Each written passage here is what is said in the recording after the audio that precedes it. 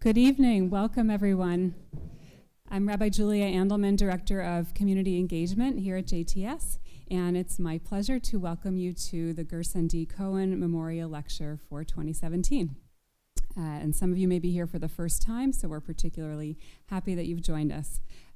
For those in the room, allow me now to remind you to silence your cell phones. Thank you.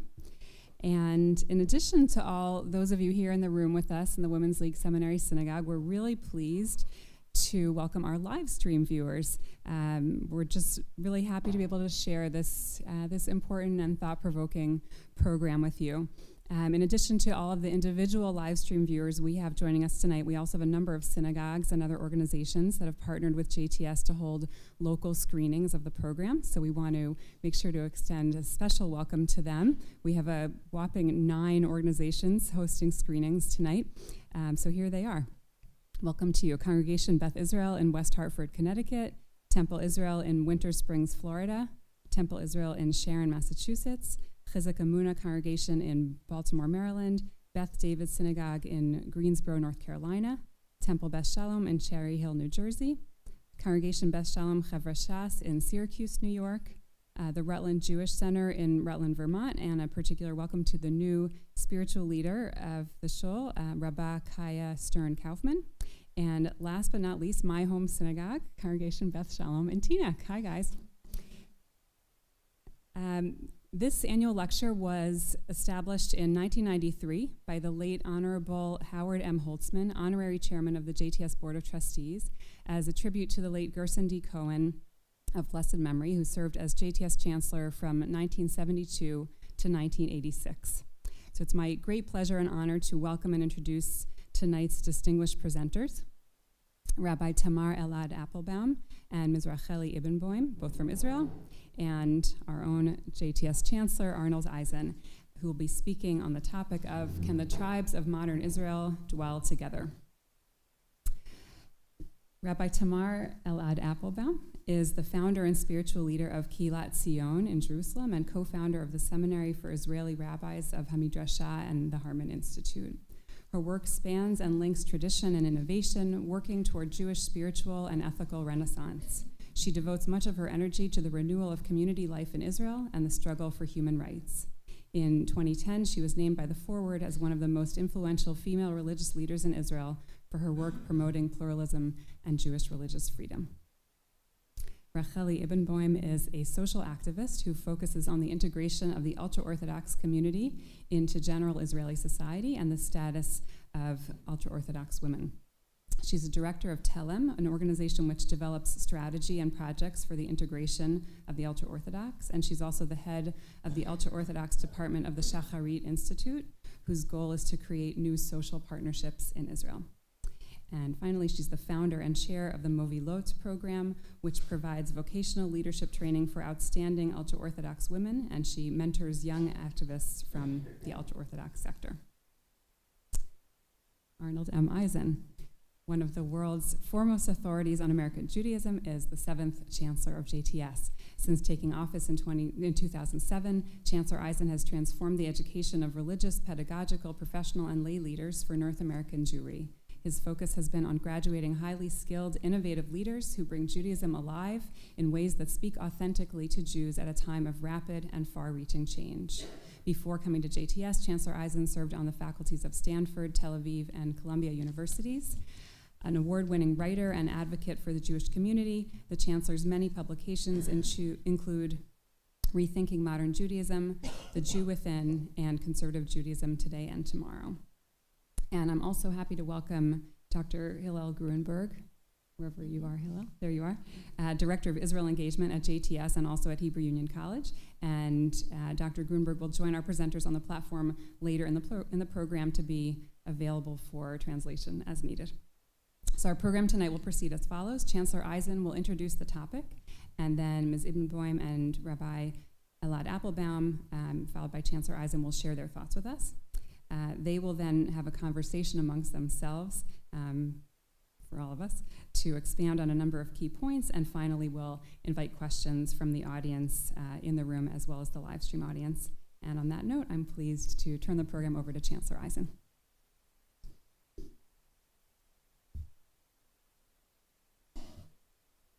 Thank you, Julia.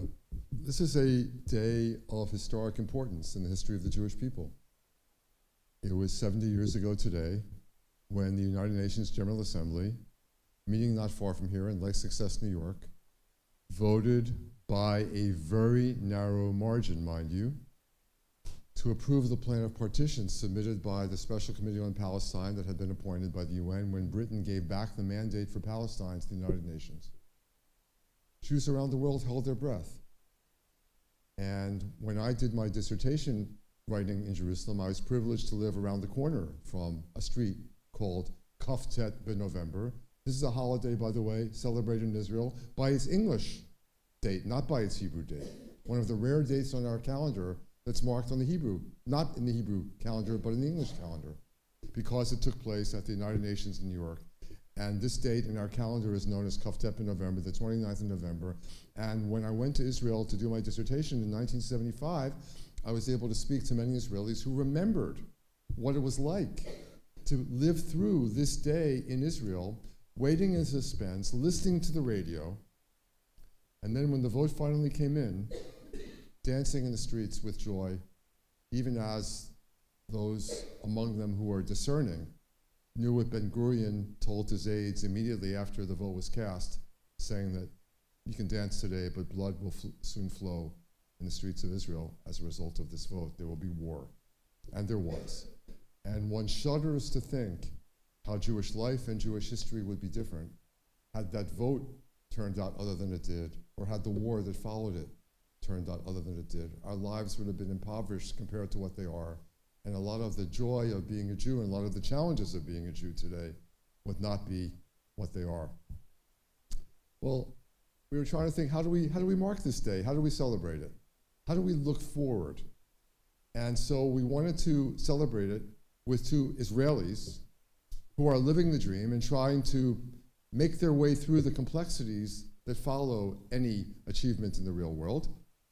And the roadmap, as it were, to this program was provided by Israeli President Reuven Rivlin, who in 2015 gave a speech, which I think was a magnificent speech and quite courageous and quite discerning, in Herzliya, which he then reiterated 2 weeks ago when he spoke to the General Assembly of the Jewish Federations of North America meeting in Los Angeles, saying that Israel is in danger of dividing into 4 tribes.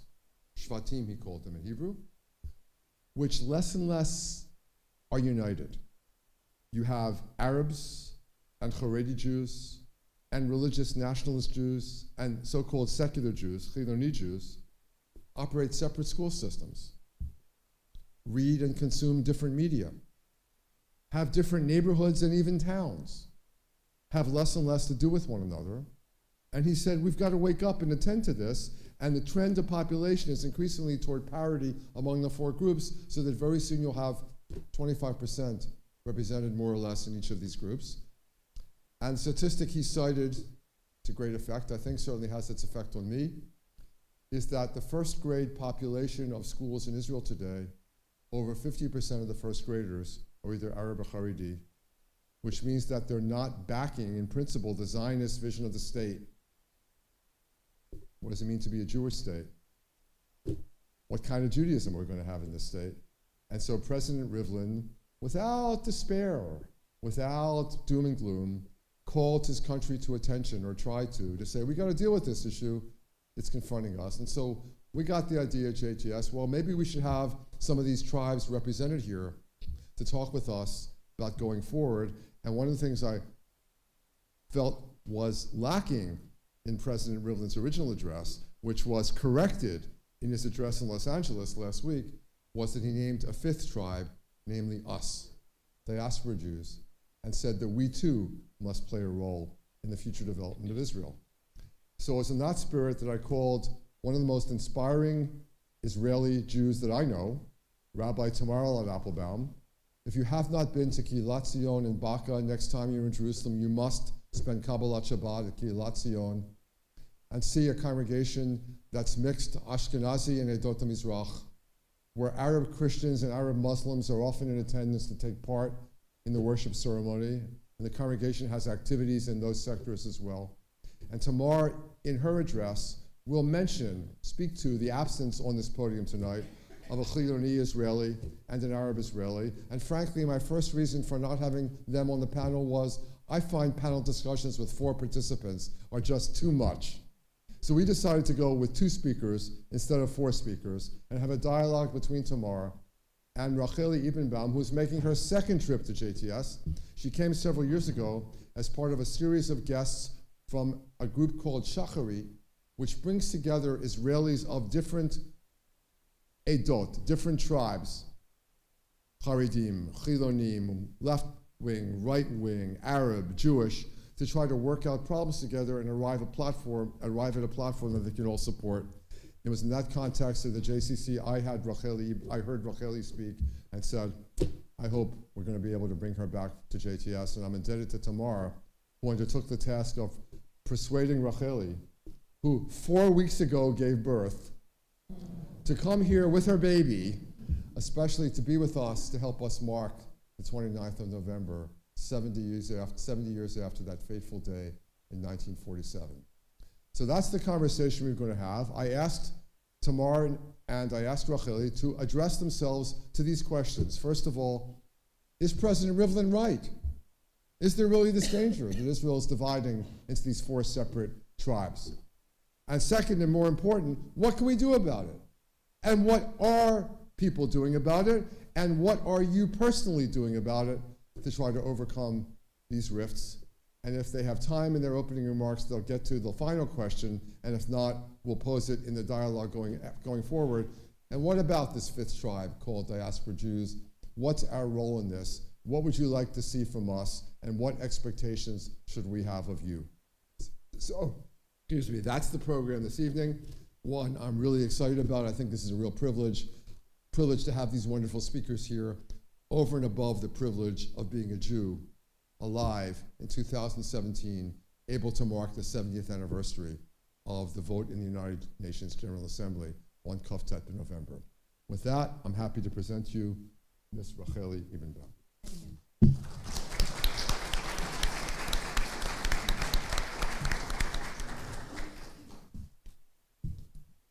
Thank you.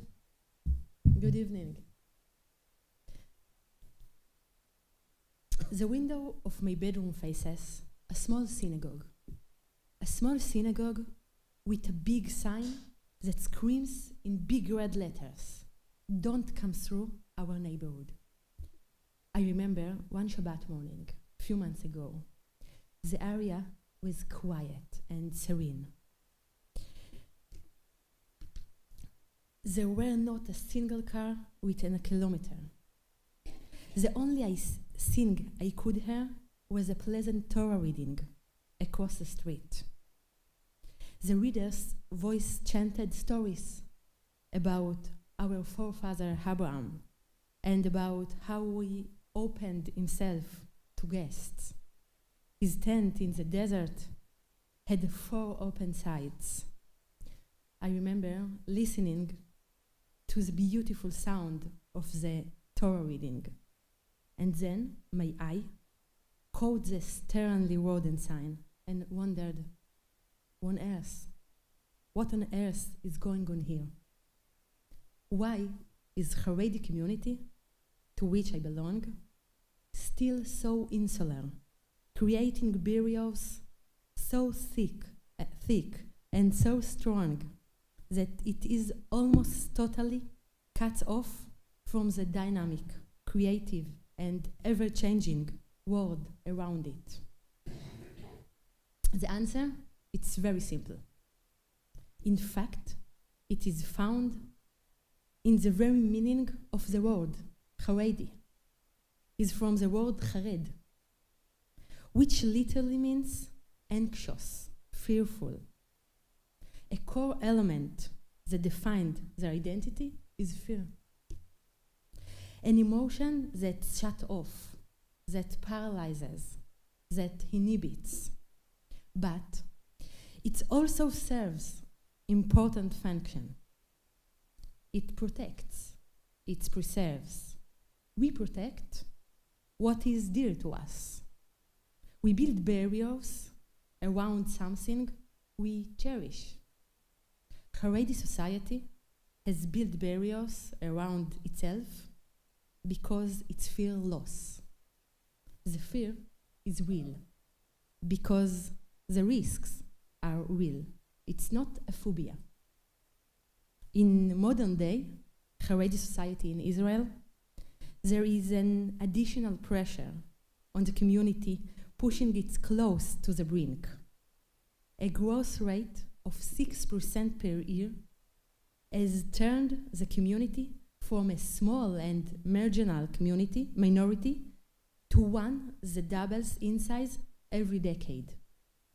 Because of the insistence that everyone join the community of Torah learners, 57% of all Haredi families live under the poverty line, concerned primarily with the basics of daily survival.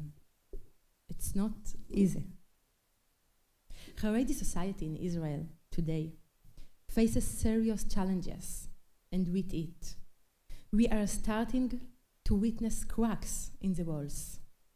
These cracks are leading to many opportunities for change and for fuller integration into Israeli society, for higher education and for developing careers.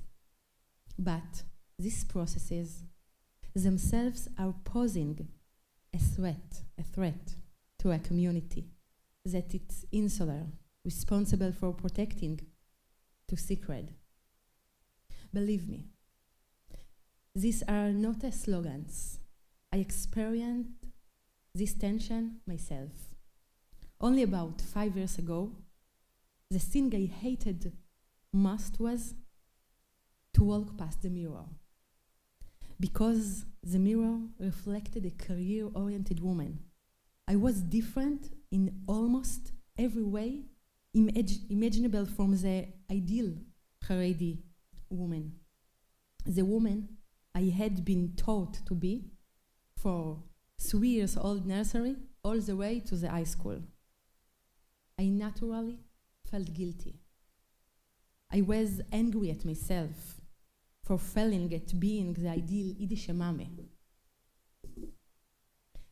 But these difficult moments are what get me up today every morning and on my mission to help Haredi men and women not embarrassed by their personal choices, to help them believe that the right way to live is to be involved in Israeli society, to feel responsible for where Israel is going, to know how to maintain Haredi identity, to hold it close, but at the same time, look boldly at the others' Israeli identities and maybe even learn from them.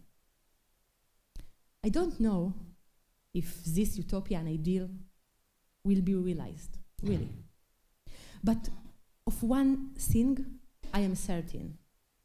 If it is going to happen anywhere, is in Jerusalem.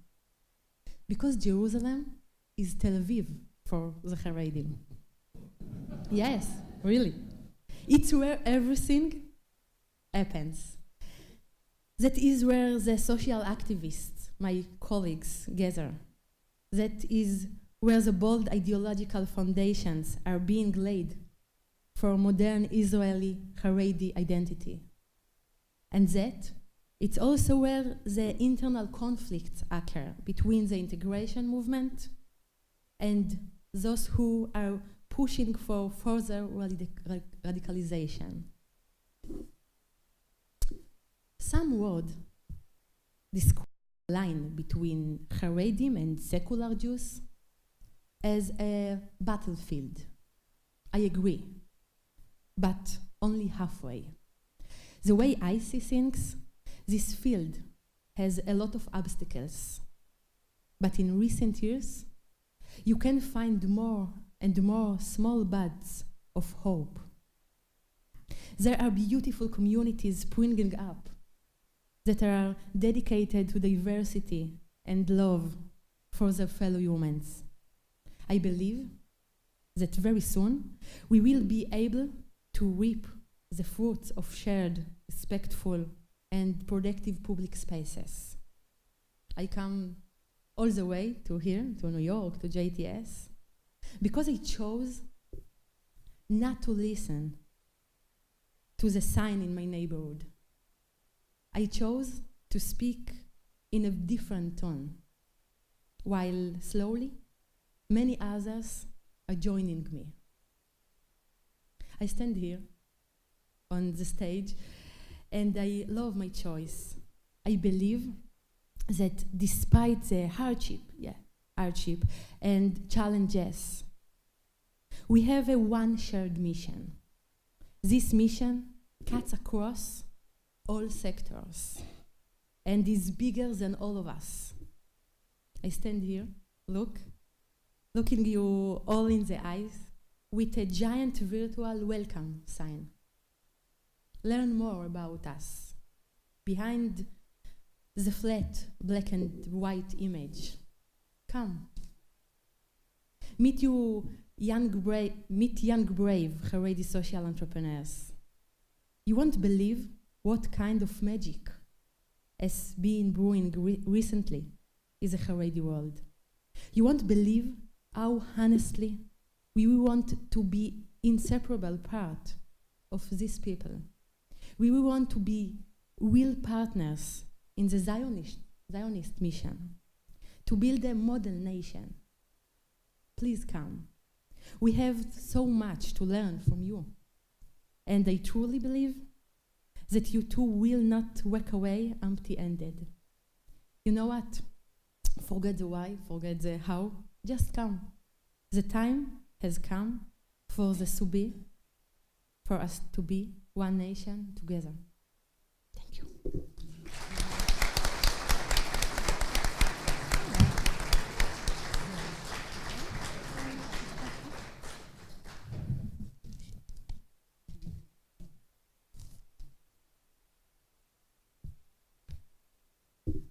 Shalom. I want to open with saying Shehecheyanu, like Chancellor Eisen said, Shehecheyanu for being in a world that has Medinat Israel, for Shehecheyanu for being in a world that has many friends sitting here together and asking what should it do for the world, what should it do for all of us, and Shehecheyanu for being in a world where we could hear Racheli as a Haredi woman leader in Medinat Israel. So for hours, when I was a young modern Orthodox in Israel, for hours I read him, Harav Avraham Yitzchak Cohen Kook. Many of my teachers and rabbis were followers of his son, Harav Tzvi Yehuda Kook, the spiritual leader of the settlement political movement, but I read the father for hours, and it never changed since then. Even after leaving the Orthodox world as I journeyed in life and in the political map of ideologies, as I met Heschel and Kaplan and many others, the more I grew, the more I read him until today for hours, for I saw and see him as one of the greatest thinkers of our time, because he wasn't only a thinker of truth, of faith, he was the most dreaming, pleading dreamer of unity, which I always found to be the greatest challenge. Can we really get along? Can we be a nation? What does it mean to be a nation? Is there any chance for that to happen in the world we know today? And so allow me to open with reading you what he wrote, Harav Avraham Yitzchak Cohen Kook, in 1920. That's almost 100 years ago, in Tel Aviv. And this is what he writes. This is my loose translation. There are three forces struggling within our people today. The battle between them is clear. Their roots are fixed in the cognition of all humankind, and they are three. HaKodesh, HaUma, HaAdam. The religious, seeking for the sacred, the secular nationalist, seeking for the nation, the liberal, seeking for the humane. These are the three. And he says, any kind of human organization hoping for a future will need the merge of those three. And when we examine our reality and see that these three forces, despite their destiny to merge, apart increasingly, we are called to come to the rescue. The source of their divisiveness is the negative sides that each one sees in his fellow, with an increasing inability to see the unique contribution of the other as a special resource and strength for all. Today in our people, he says there are 3 formal groups, and it is clear that in a healthy world, all 3 are needed together, and we must bring ourselves to that healthy world where all 3 participate with shared presence, no more, no less, for only they can recognize in each other a friend and a partner.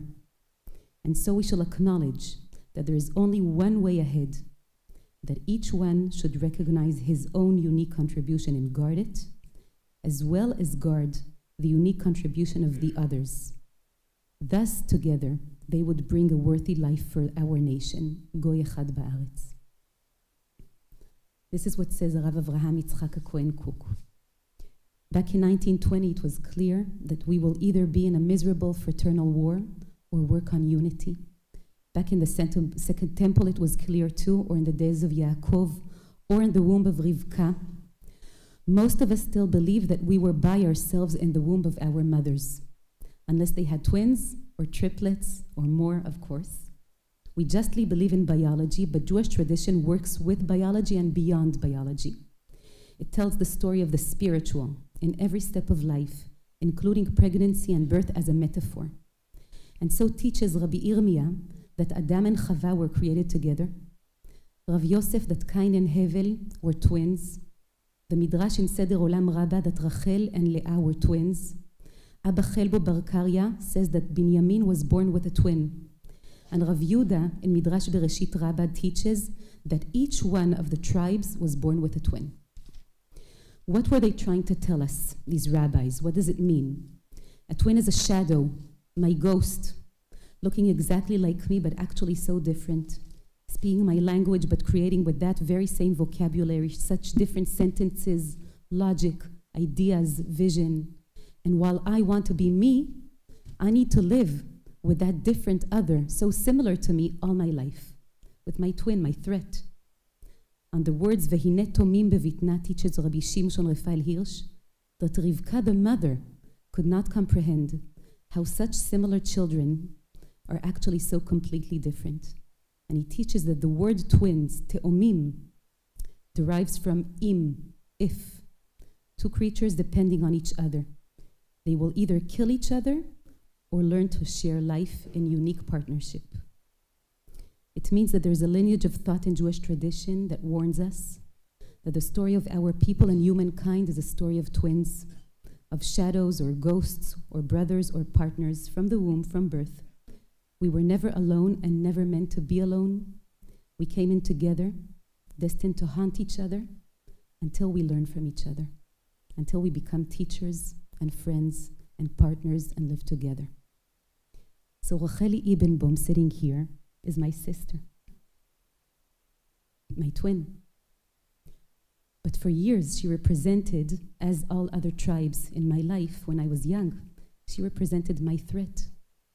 Haredim in the world I lived in were perceived as those who took advantage of the state of Israel while denouncing it and contributing almost nothing. Seculars were perceived as those who built the body but endangered it for the lack of a Jewish soul. Arabs were perceived as enemies. Back then, who spoke of you, the 5th tribe?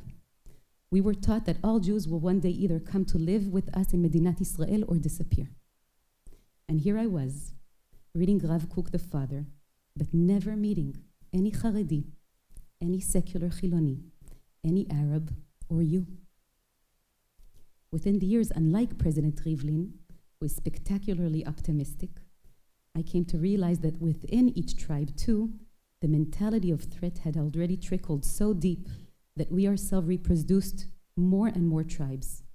We can one day count them together, but we might not be 5 tribes, as Rivlin mentioned, not even 12. We might be 36 Lamed Vav Tzadikim tribes, currently fighting each other through established organizations, media, with little empathy to each other's tzarot, concerns, pains, mostly using those pains to gloat and declare how right we were, with such little appreciation for each other. And I can't fight my twin brothers and sisters anymore. I won't. They hold within them parts of me that I missed for too long. It pains me that most Haredim do not serve in the army, that in the name of the Jewish tradition they retire from many aspects of life and freedom. But I do see the incredible networks of arvut that they created and appreciate it immensely. And I feel deep inside that something in their fear of Judaism becoming bureaucracy, state, it resonates in me. It pains me that most secular have given up on their responsibility for Judaism and Jewish freedom. It pains me that many of them have accepted a capitalist view and turned their back on the socialism their forefathers led. But I have a deep admiration and gratitude for the fact that they reinvented Judaism as an Israeli culture in art, poetry, literature, theater, dance, music, economy, law, and their fear of a form of a halachic state undermining the very miracle of man, it resonates in me. It pains me that so many Israeli Arabs are hesitant regarding dialogue and allow the fear of normalization, which I completely understand, lead them.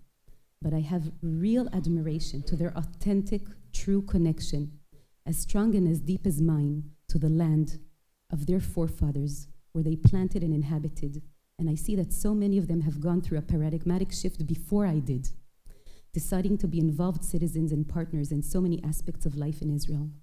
And their fear of their identity being eliminated, not acknowledged as a people and a culture, not being respected as equal human beings in the Jewish state of mind, resonates in me. And we talked tonight about those people in the state of Israel, but this is the place to mention that the Palestinians too, our brothers, are part of this whole picture. And I feel for them as a sister, as a Jewish human being. And it pains me to hear Tzipi Chotobeli, an MK in Israel, appreciating you, the fifth tribe, so very little this week. Because unlike her, I have deep appreciation to your incredible endeavor of saving Judaism in the 20th century, in unprecedented educational ethical initiatives in history, who have inspired the American culture itself as a language of tikkun olam, as well as the whole Western world. It's an appreciation of your true, deep commitment to Medinat Israel, not as watchers, not as viewers, but as real partners together with us.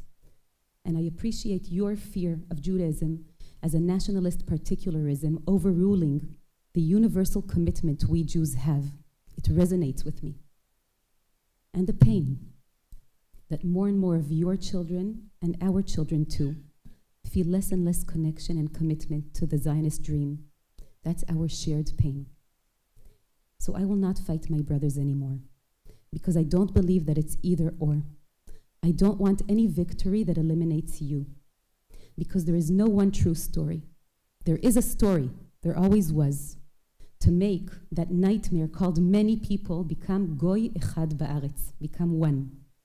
The supernatural force of our tradition of faith is that it dreams for us the most. It trusts in us that we can make the most. Unity is the most. This, of course, is not a Jewish problem. This is the human problem. We are many, pulled to such opposite directions. The Sufis in North Sinai this past week murdered in the name of the same Allah they prayed to. Women who ask themselves after the Me Too campaign, will they ever be able to get along with men? Will one person or school of thought conquer and save us all? I doubt it. I believe in the Mashiach with all my heart. Mashiach not only as a person, but especially as an epoch, a time, Masiach, when we will all talk with each other, led by the smartest of leaders, who will deeply hurt the claustrophobic, divisive nature of humankind, and on the base of honesty and dialogue within the plural, bring cultures, faiths, and nations to appreciate each other and live in partnership. That claustrophobic nature of our divisiveness, told in the detail in our tradition, will not disappear otherwise. We cannot shut away ourselves from it. There is no ark. We were already called outside by the dove and need to keep holding the Jewish ancient consciousness of unity in this world. So we did not come back on the 29th of November to Israel, to Medinat Israel, to defeat Haredim, or to defeat secular, or to defeat Israeli rabbis, or to defeat our brothers living here, or even to defeat the Palestinians in the long run. We came back to Zion so the many can meet again in the land destined to unite them. So we can meet our twins, our shadows, our other halves, our partners, and work on what humanity is avoiding, unity. So I will not fight you anymore, not 5 and not 36 tribes of tzaddikim. I want to know you so I can know myself, so I can understand what it is that I was supposed to bring and restrain it to make way for your unique gifts, so I can learn how we can all hold vision and good virtue together. This will not be done in one quick move. It's for people who have patience for history. It must be a grassroots movement of real work between local communities who share worries, histories, concerns, standing against the current policy of each taking care of their own interests, a new language of the many, and a new social and political language of alliances made of leaders who are Masorti, Mizrahi, Orthodoxy, Haredi, Reformi, secular, all those leaders and all those communities today who really exist, contradicting together the current Israeli and Jewish nation when each tribe takes care of his own self in a narrow world of cold interests. Only these alliances will make us heard strong and give us permission in the public sphere, make us give others a picture of the future as it could and should look like. That's why we need to look for those leaders like Racheli, exceeding boundaries, curious, brave, meeting each other, listening to each other, trusting that our acquaintance itself will teach us what we could do and should do together, will teach us what it means that we are a nation, not through ideas, not through a dogma, through life itself. And I believe that you, the 5th tribe of American Jews, you have a special and important historic role in being mediators between Jews and between Jews and Arabs and Palestinians, holding a unique position of the particular and the universal together. Fighting on the wall is therefore very important, but we should choose our battles carefully and remind ourselves to speak the language of alliances, the language of the many, as much as we can. I want to say that I would love us to speak also in a Jewish language that has maybe 3 parts in Jewish practice. The first, avodah begashmiyut, which the Baal Shem Tov always acknowledged as working the divine not through ideas and ideology, but through eating, drinking, body. We now have a body. It's called Medinat Israel, the state of Israel. And it's called the American Jewish community here. And we are still obsessed with ideas instead of meeting each other. How on earth will we meet each other when we think ideas and ideology all day?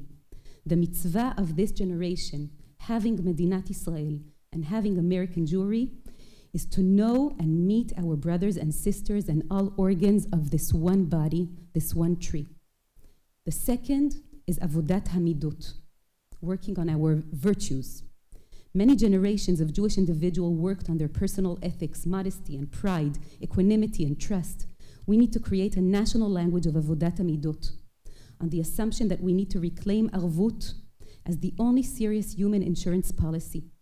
In order to be Racheli's areva, and for her to be my areva, we need to know each other's needs, fears, strong points, weaknesses, so we can negotiate seriously and honestly in the public sphere. And the third avodah, prayer. Prayer is humbleness.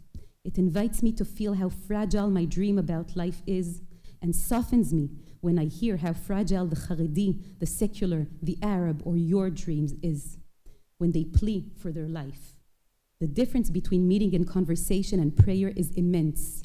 Hearing someone praying for my health, parnassa, family, is one of the deepest sources of trust. In prayer, we are not the ones who know, but together we are the ones who don't know. And we admit that all of us are sometimes helpless. I'm a halachic Jew, but for too long we have been conversing legalities. Legalities mean that we measure and judge and compare each other as kategorim on Yom Din every day. Jews in Israel measure your Jewishness in America. Haredi measure, modern orthodoxy, Jewishness, etc. We need to make a national leadership paradigmatic shift from legality to loyalty, from being alien to being allies, to take avodah begashmiyut and meet, to take avodat musar midot and negotiate, and avodah prayer as a training space for the dream of unity. And it's not an impossible idea. We do that in our community in Zion. Many do that all around us. Chanukah is on its way.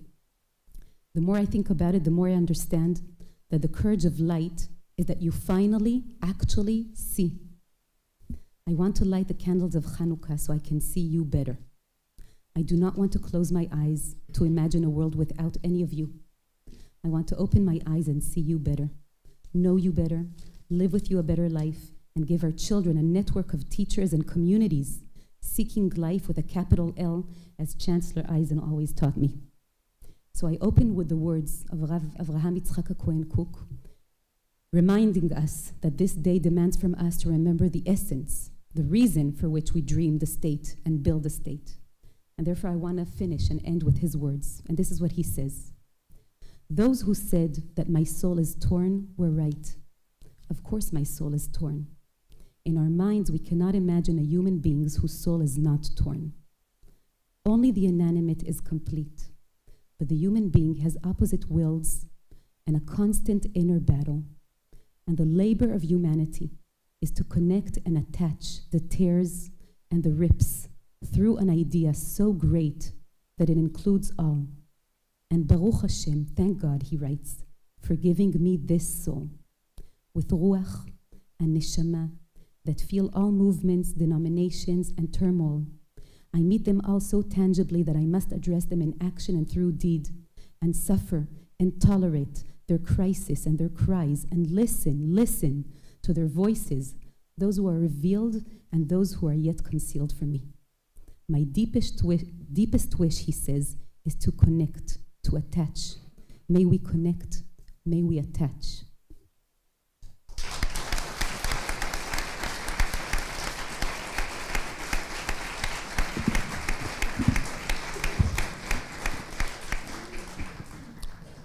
So I've invited Hillel Gruenberg to join us here because rather than give formal remarks, I'm going to pose a question to Racheli and Tamar, but I'm going to introduce it with a brief comment, which was, Tamar, you may have learned from him as well, but one of the things that Rabbi David Hartman taught me is that some problems cannot be solved in theory, and therefore one must address them in practice, which is very similar to what you said about avodah begashmiyut, working with the body and the food and practicalities.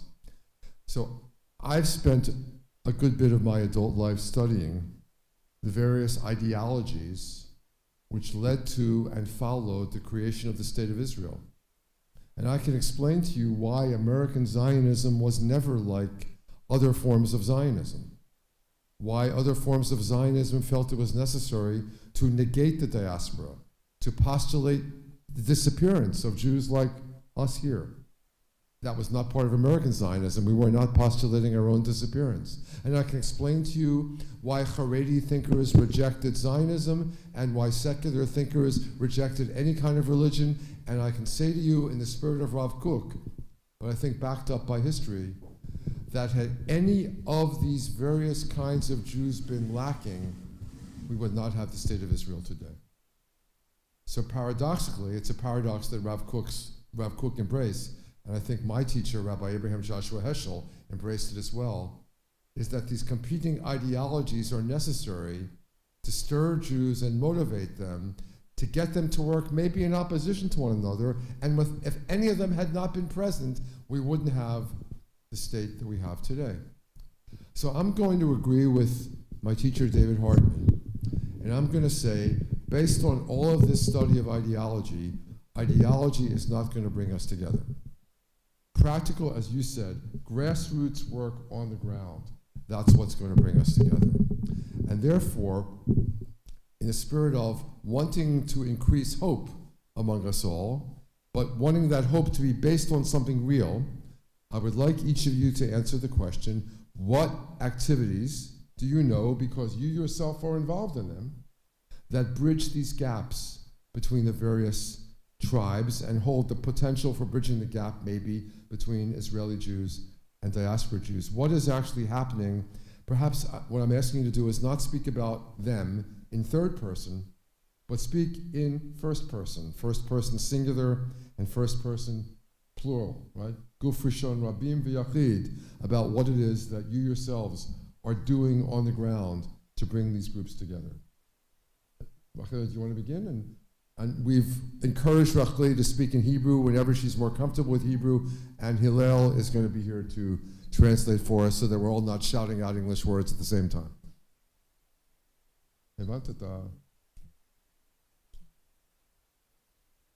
Mike.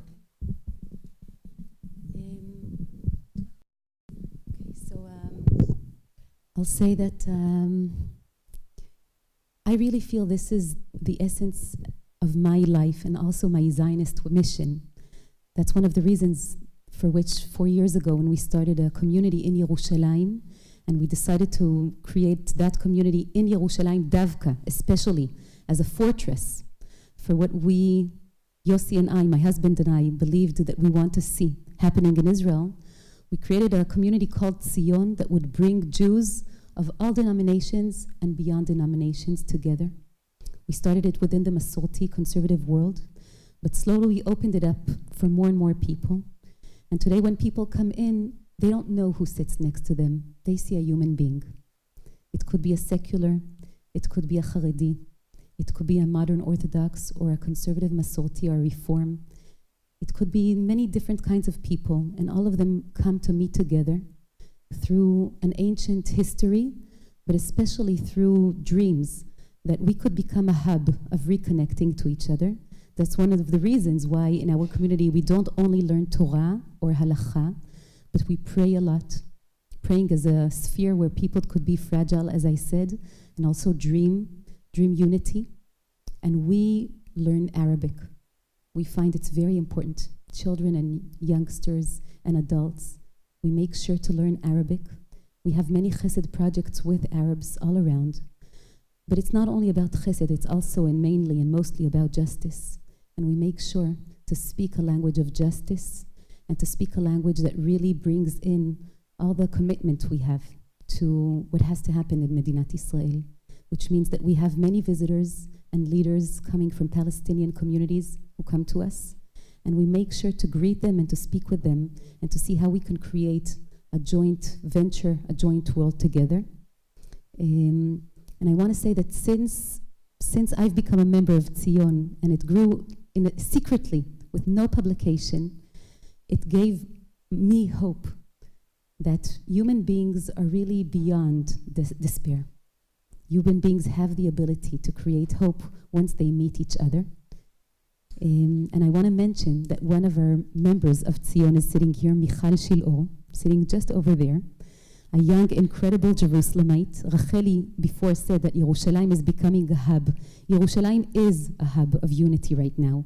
Michal created an incredible project called 0202, making sure that all Israelis living in the west part of the city would have all the news translated to them from Arabic to Hebrew, knowing what goes on in the eastern part of the city, what people need, what people look for, work on, to make sure to do that. And the community is filled with people incredible like this, trying to do and initiate a completely different world. And I'll just finish by saying that another initiative that I'm involved in the last 4 years is that we've created a rabbinic Israeli seminary to bring together rabbis from all denominations, rabbis who are already ordained by the Haredi world, Orthodox world, secular world. Sometimes they're not ordained, but they're really perceived in their own communities as rabbis, Reform and conservative Ethiopian and Russian men and women, all denominations and beyond.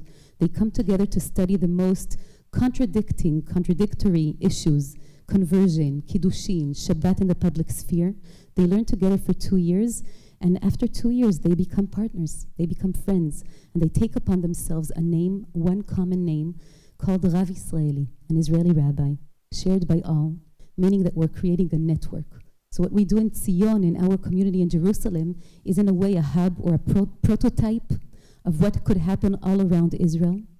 but it has already partners all around us, in Yerushalayim, in Jerusalem, and all around Israel, all trying to create these connections, creating a new political world, unlike the national political world, a local political world that is a world in which we meet, appreciate each other, work together with shared concerns, lots of trust, teaching ourselves to create, unlike the national politics, a world that has lots of hope. And I want to say that both of us are sitting here, but around us and behind us are sitting hundreds of other Israeli leaders who are really doing that every day, and they give us hope. כדי לאפשר חיים משותפים אמיתיים, צריך לפעול לדעתי בשני זירות שהן שונות, אבל משלימות.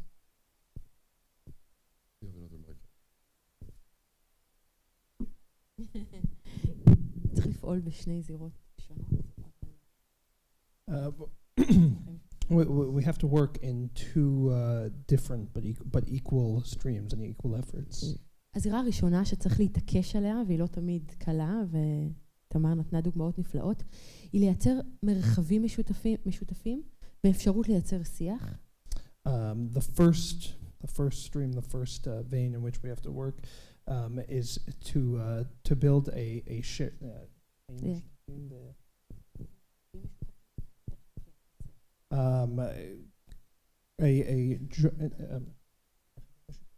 Shared spaces. Shared spaces and conversations. אני אתן דוגמאות. Take examples. לפני שנתיים קרה בירושלים מקרה קשה מאוד של רצח שירה בנקי במצעד הגאווה על ידי אדם חרדי. 2 years ago in Jerusalem there was a very tragic episode in which at the Pride Parade in Jerusalem a young girl named Shira Banki was murdered. היה סכנה שהשבר הקיים ממילא בין חילונים לחרדים יעמיק. There was a chance that the already existing division and gap between Haredim and Chilonim would deepen. מה שעשינו בשחרית זה לאסוף בסיום השבעה חרדים ירושלמים, חילונים ירושלמים ובני המשפחה ללימוד משותף, של לבוא ולהגיד אנחנו יחד באבל הזה. אנחנו יחד נעצרים סביב המעשה הזה. The answer of Shacharit, the organization that Racheli is involved with, to this was to put together a jointly moved, a joint study together of Haredim, religious, and Chilonim and secular together, and along with the family of Shira Banki, the young girl who was killed. משימה גדולה נוספת שאני לוקחת בחלק היא מובילות. היא תוכנית למנהיגות תעסוקתית של נשים חרדיות. Another major initiative that they're working on is called Movilot, that works on vocational occupational training for women in the Haredi sector. בעצם לסייע לנשים חרדיות לא רק לעבוד לפרנסתם בגלל הצורך שלהן, אלא להיות ממש שגרירות בתוך החברה הישראלית ובתוך הקהילות שלהם, עם החוויות שהן אוספות בחיי היום-יום. The purpose of which is not only to enable these women to provide for themselves, but to enable them and empower them to be influencers, movers within Israeli society, making a difference in that way. דוגמה אחרונה נוספת באמת שמאפשרת את הקונקט הזה, תמר הזכירה את לימוד ערבית. בימים אלו מתחיל מחזור שני של נשים חרדיות ירושלמיות שלומדות ערבית, הכי לא טריוויאלי. She was saying, building on what Tamar said, that there's also this is the most important thing. The least trivial is that there's a group of Haredi women who are investing in learning Arabic as well. אבל אני מאמינה שלא מספיק לייצר מפגש. כי מי שמגיע למפגשים האלה, הם בדרך כלל אותם אנשים שמורגלים לדבר אחד עם השני, שנוח להם, שהם מורגלים לצאת מהאזור נוחות שלהם.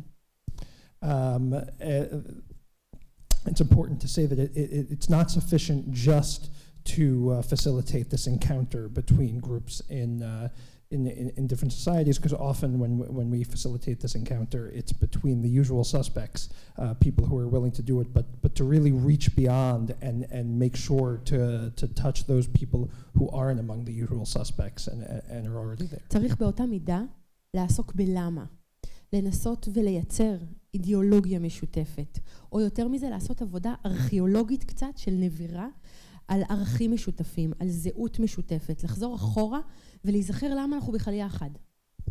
And it's also important to deal with the question of why and to really dig deep within ourselves and our communities, to do, Racheli said, to do some archaeology, to really get to the bottom of why are we together and what brings us together.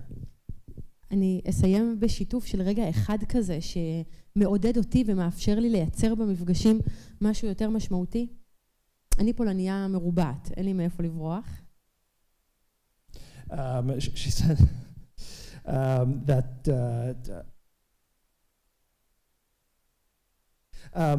one moment that she wants to end with that encourages her and gives her hope. And then she said that she is in Polish in her heart, very very much so. ארבעת הסבים והסבתות שלי עלו לארץ לפני המלחמה, לפני מלחמת העולם השנייה, כחסידי גור. Her four grandparents made aliyah to Israel as Gur Hasidim. לפני מלחמת העולם השנייה. From before World War II. מציונות, כי הם היו ציונים. But they were, even though they were Gur Hasidim, they were Davka Zionists. אמא של אמא שלי עלתה רווקה, בת 23. Her mother was her mother's mother came as a single woman of 23. לא לבד, עם ההכשרה הציונית של בנות אגודת ישראל. Not alone. Not alone, but with הכשרה ציונית של בנות אגודת ישראל. With the Zionist training of the girls' organization of Agudat Yisrael, a major ultra-Orthodox organization. אנשים לא יודעים שהיה דבר כזה. אנשים לא זוכרים שקמו יישובים חרדים, שאגודת ישראל, המפלגה שעד היום קיימת, הייתה מפלגה בתוך התנועה הציונות העולמית. היהדות החרדית הייתה ציונית מעשית, פעלה, עבדה את האדמה, עלתה לארץ, נאבקה על סרטיפיקטים. מנסיבות היסטוריות ובחלוף הימים נראה לנו כאילו מדובר על צוקים נפרדים. אם נחפור קצת נגלה שבעצם הצוקים האלה יושבים על אותו לוח טקטוני. הידיעה הזאת מייצרת לנו רוגע, מאפשרת לנו להיות ביחד. I'll help Hillel out a little bit because it makes my point, which was that if you look at the ideologies, Agudat Yisrael is an anti-Zionist movement, but Racheli's ancestors were Zionist Agudat Yisrael members who came to Israel to settle in Agudat Yisrael settlements in the land of Israel out of Zionism. So we've already confounded these two ideologies, which people think have no chance of coming together, which gives us hope. Can I ask you, I'll follow up, I'm going to ask each of you another two more questions, and then we'll turn the floor over. So if you have questions, get them ready, because we're going to ask you in a couple of minutes to come to the microphone and ask them. My first question, do you have friends from these other groups? Do you have Chiloni friends and friends that are like Tamar, that are religious in other ways than you're religious? Do you have Arab friends? And they ask the same as of Tamar. Sure. Women Arabs, it's a good friends because it's the same conflict and the same challenges. This will. But I think, אני רוצה להזכיר כאן את התיאוריה של במבי שלג, זיכרונה לברכה, על הפיצה. זה מתבקש.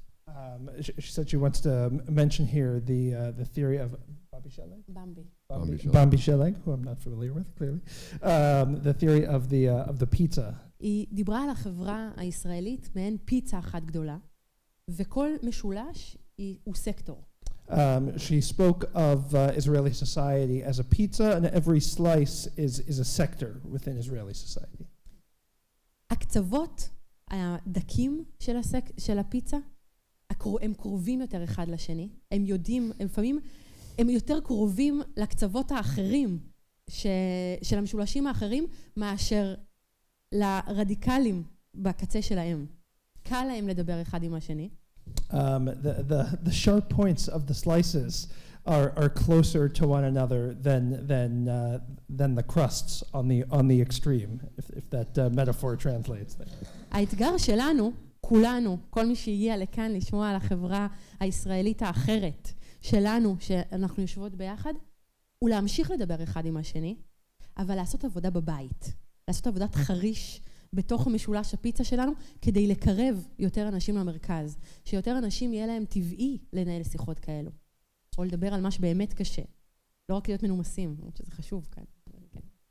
Rachel said that our challenge is obviously to continue to talk to one another at the other ends of the other points of the pizza slices, but just as, if not more important, is to do the work at home within their own communities to encourage that same sort and facilitate that same sort of reaching across the boundaries between different groups. And Tamar, the same is true for you, that you have friends from all these different sectors and shvatim? Yeah? Yeah. Personal relationships? Yeah, absolutely. I want to say that our eldest daughter's bat mitzvah a year ago was one of the biggest moments of nachat in my life, because our shul, our community of Tzion, was just full of Jews of all denominations, those who could come in and those who could come in but only for a certain section of the prayer, or those who stood outside because it's an egalitarian minyan.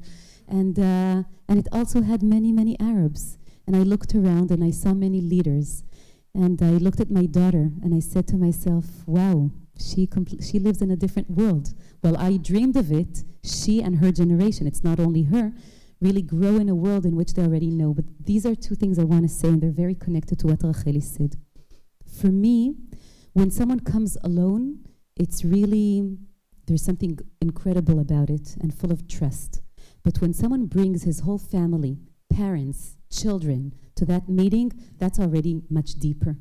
And one of the parameters of what we do in Tzion for me is to see people bringing their children, bringing their parents, bringing all the life cycle events into what we do, knowing that it's something that influences the whole family and a whole tribe as a consequence of that. And to me, this is what we're doing. The whole idea is to make sure that it's influencing. It's not a bet midrash where someone comes in and goes back to his life. It's life itself, bringing it into the public sphere, influencing the public sphere by what people could do when they connect. And the second point is really the leaders themselves. The leaders should be able to negotiate behind the scenes, but really at the end of the day, practice some of what they have negotiated up in front of everyone on the front stage. And one of the things I see, especially in Yerushalayim, as this hub that we're creating, is that many of us know each other for years, but we have waited patiently for a long time to be able to do some of the things we do today. And it needs lots of respect, lots of trust. I need to vouch that Racheli could go back to her community and be appreciated by community so she could be effective wherever she is. And she has to do that same thing for me. But at the end of the day, we also want to make sure together that we move forward and bring everyone with us. And it's very delicate. How do we create a language very slowly, very patiently, where many, many people could come and join in, feeling they're not threatened, but they're inspired. I want to say one last word. Notice that Racheli is sitting here, I'm sitting here, Michal is sitting over there. I want to say how incredibly important and significant the role of women leaders in this whole conversation is. It's not that there aren't men, there are many men, and they're very significant. But this is a discussion created in many ways by women who really have the ability, because of all kinds of reasons, and the courage, because of all kinds of reasons, to really make that move forward. And we created a network of many, many people who do that and make sure that this voice is heard in the family, in the community, and in the public sphere. I'll just allow myself one more question. Tamar and I got to have lunch today. Tamar, you said to me that a lot of change is going on at the local level. And we hear the news in America, and it's generally about the national level only, where you hear about the conflict at the Knesset and the wars over Shabbat, et cetera, et cetera.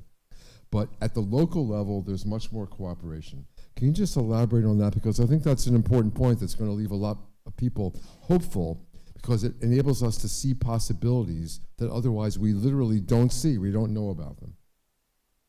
I'll give you an example, just for the sake of the example. I think it was a year ago that we created a min, We initiated a project in which we brought people to pray together. For 8 months, we learned prayer together, teachers of prayer, leaders of prayer, and then we just put up a house between the east and west part of the city, and we invited people, praying people, believers, people of faith from all of Yerushalayim, Jews, Christian, Muslims, to come together. Who were there? You saw their imamim, chief imams of Jerusalem. You saw their rabbis from settlements. How could they sit together and pray? If it would happen in the public sphere, it would never happen. But when it happens slowly, locally, it happens because people take time to really get to know each other. One of the problems is that many of those initiatives, the secret of those initiatives is that they happen because of the trust between local people. And it really is and could be ruined by taking it and moving it and pushing it too quickly to the national sphere. And what I want to say tonight is that people need patience. It's that archaeological work that Racheli said before. People need patience. Media is a form of impatient connection, technological connection between people, and it does the work of impatiency very effectively. And I think one of the questions we're facing here is, can we create a very different state of mind and mode in which we listen to what people do, not only through results and not only through national media, but through our ability to actually participate in them and be part of them. And I'm saying this to you because I think many, many people in America and many young children or youngsters or students in America know about Israel through that very national media, which is a big mistake. And many of the people in Israel, young people, know what they think they know because they read about America in the national media, meaning we don't meet each other and we know nothing about what we really go through. How can we, speaking in a language of community, speaking in a language of a nation, allow media to be blinding us regarding what we really can do? And I think we should look at ourselves in a more primitive way and remember that media is standing in our way. We might find new ways of doing it in a better way, in a slower and a deeper way, but we have to make sure that people meet here and there, and we have to make sure we're more patient regarding this process. We have some time for questions. Please step up to the microphone, follow the Jeopardy rule of asking a question in the form of a question, and then we'll hope for short questions and rapid answers. Are there any questions from the audience? If not, I have some. Yes, please step forward here. Come, the microphone is yours. I really appreciate the hope that you're expressing to all of us this evening. I'm interested to know, although I don't want to pull it into a political place, but how much empathy and extension of warmth is being given to the Palestinians, and do you see it as a wave of integrating them into the state of Israel, or do you foresee it staying separate? I was on an Interfaith Peace Builders tour in May, and so I was in Hebron, I was in Ramallah. I saw and heard that many of us never see or will ever see, and that integration to me is very critical. So I want to see what your thoughts are about that.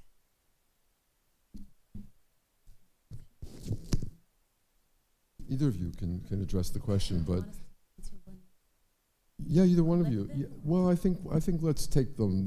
We have this question. I think we should answer it, and it's a question very much on the agenda. So we have, by not inviting a Palestinian Israeli to be on the panel, as it were, we took that question and put it aside.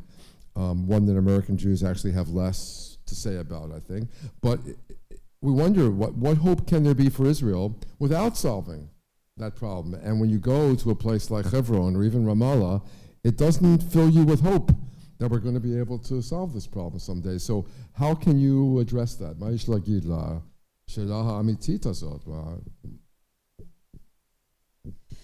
I want to say this very clearly. This is my opinion, of course, but I stand very erect regarding it. I want to say this very clearly on Kaftet B'November. I think Jews have come back to the state of Israel in order not to build one state, but two. We have come back to the state of Israel in order to show how one can take not only care of himself, but of himself and the partner next to him. So for me, and I want to say this openly, it does not come from a place that doesn't know pain. I know pain. My brother was killed in the army. We have come to Medinat Israel to build two states, one for ourselves and one for the Palestinian, and to vouch for each other. Any other sort of solution will not let us live in peace, ever. You believe this will happen? Yeah. I believe this might still happen, and I believe the gate for that to happen is not yet completely shut. No. Next question, anyone? Yes. Sorry, this is a question from our live stream From our viewers. live stream audience. This one comes from our friends in Cherry Hill, asking, how does the Masorti movement fit into what you're talking about specifically? Is the movement making an impact in building connections between the different tribes? Right. How does the Masorti movement fit into this? So that's, I think, naturally for you, Tamar. If you want, Vakasha. I think the beauty would be that Racheli would answer. Racheli could answer this. Slicha, that's good too.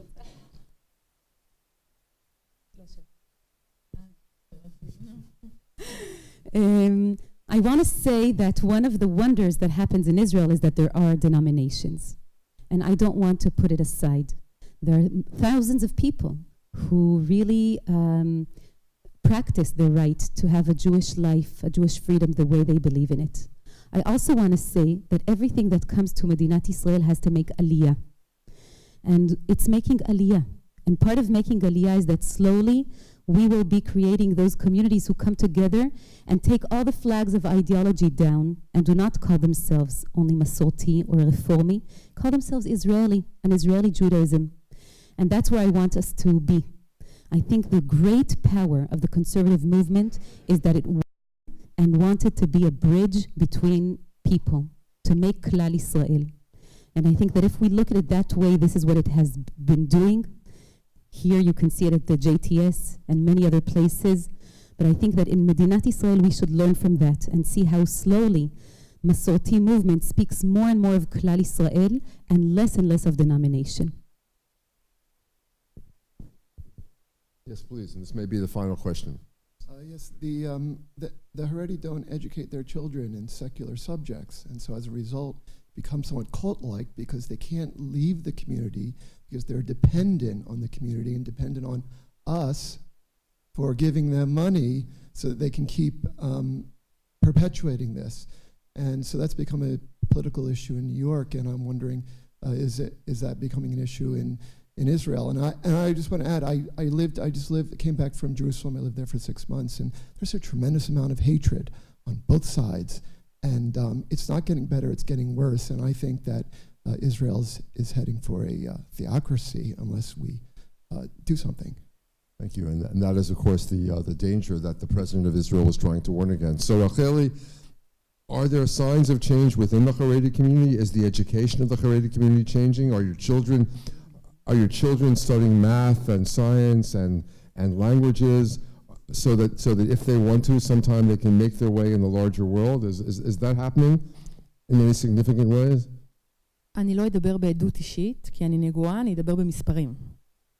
She's not going to speak in the personal testimony, a subjective way, but rather in terms of numbers. בעשור האחרון, 30% מהחברה החרדית עברו תהליכי השתלבות בפועל. השתלבות בלימודים אקדמיים, השתלבות בתעסוקה מחוץ למגזר, או שירות בצבא. In the last decade, 30% of Haredi students have gone through a process of much greater integration. Serving in the army or yes, or serving in the army. integration and employment, and also in higher education. 30% מהחברה החרדית בוחרים בפועל, למרות המחירים התוך קהילתיים שהם משלמים, לשנות את הדרך שבה הם חיים. תוך עשור זה תהליך פנומנלי. זה תהליך מהיר מאוד באורח חיים של קבוצה. That in the span of a decade, that 30% of that 30% of Haredim have taken these steps, despite the internal risks within their community of pursuing such paths. Shows great bravery for them, but also major advancement when you consider how much just within 10 years, what considerable change that shows. So there's hope. I believe, yes, I am hope. Yeah. Okay. It's complicated, but I'm optimist. Okay. Go ahead. I want to say something about hope. I want to say we don't have the luxury to not be hopeful right now. 70 years after Kaftet בנובמבר, we just have to work. זה הכל. That's what people do in life. Sometimes things look the way we wanted. Sometimes they go astray. But our job is not to sit and ask ourselves how this happened, why did it happen, I'm hopeless because it happened. Our job right now is to understand that Medinat Israel failing would be a disastrous failure for all of us, and the influence of that on the generations coming after will be catastrophalic. It would be a story that would really,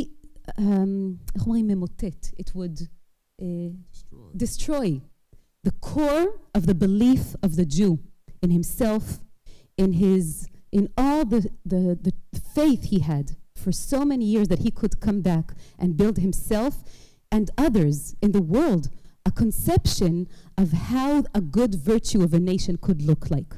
So thinking that we have the privilege of not being hopeful, for me, is not even an option on the table. The only question is, how do we make sure each one of us right now, going back to our families, our communities, our rabbis, anything we have around us, how do we make sure that we bring everything, despite the fact that we've been working very hard for 70 years, we have to work harder in the coming 70 years. So how will we do that? Working harder for the coming 70 years. I want to see something.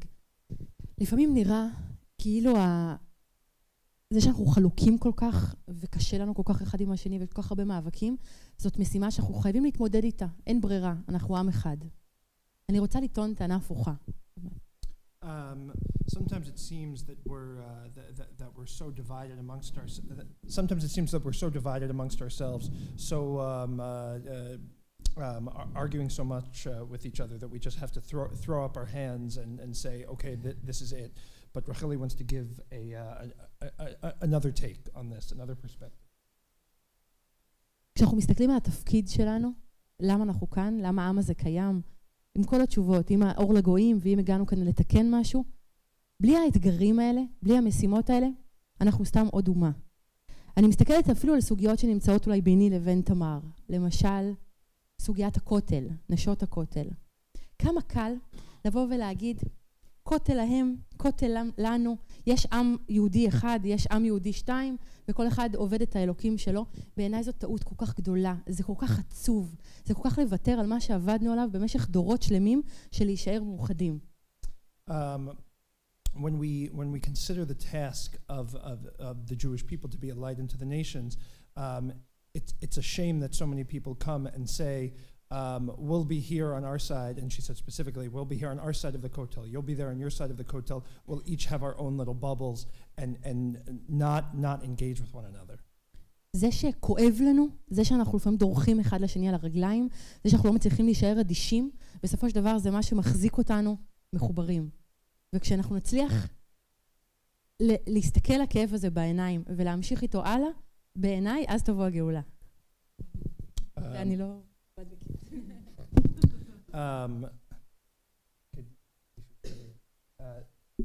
The fact that we have this pain, Thank you, Arnold. and people are driven out of their pain to confront one another, to oppose one another, is providing the energy that the Jewish people is going to need to address its problems. And only in this way are we going to bring Mashiach. And Racheli adds when she speaks about Mashiach, I'm not a Chabadnik, but I'm talking about Mashiach anyway. And I want to, we have to draw the evening to a close, but I can't think of a better way to draw that to a close, this Rav Kookian dialectical vision about how dafka, the oppositions between the Jewish people, if we can only learn to overcome them enough to actually talk to each other and maybe work together, we're going to be our salvation. I want to thank our two guests very much for a wonderful evening.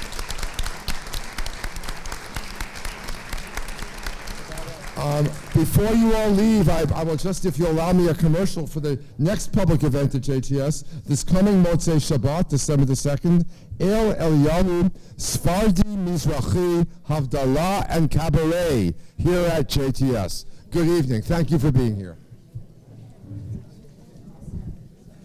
Hillel, you worked very hard.